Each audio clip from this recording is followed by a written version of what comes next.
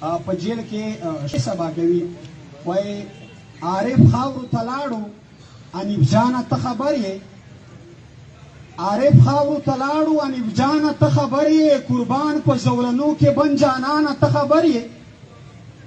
عارف خاورو تلاړو انیب جانه ته خبر یې قربان شم په زندان کې بن جانانه ته خبر یې یو بل زلمی د ستا په لار لاړ یو بل زلمی سرکی خود په وطن ستا په لار لاړ شو په خاورو کې وده شهید ارمانه ته خبر یې یو بل زلمی سرکی خود په وطن ستا پر لار لاړ شو په خاورو کې وده شهید ارمانه ته خبر یې دا ګرد نړۍ ستا پر قتل عام باندې لګیا ده دا ګرد نړۍ ستا پر قتل عام باندې لګیا ده زما په خوب وده پښتون افغانه ته خبر یې که دا حال وده لنډ د ګیلمنه صدخیل واوره که دا حال وده لنډ د ګیلمنه صدخیل واوره پښتون درنه روان دی پاکستانه ته خبر یې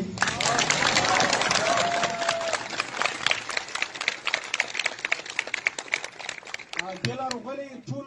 ملګري چې کوم دي یقیني د ویاړو د افتخار ځای دی چې میش پښتونه کاوکسي تقریبا د 80 پوله رئیسه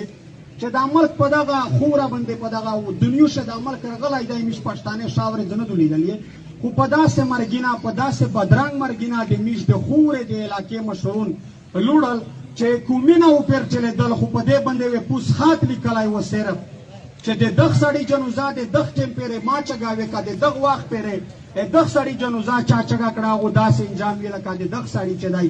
نو نن سبو خو د میش قاتل معلوم دی د میش مبارزه معلوماتو ان شاء الله په فضل دی الله نه ډارېږي په مرګینا ریاست دا پاته ولګیدا او دا د دغ جنا صفه پیغام ورکوي چې څرنګه عرب شهید د وطن د کوم پسار ځون قربان کا دغه سه میش د وطن پسار او د کوم پسار قرباني وی چې د مرګ شغلې ته په تیارای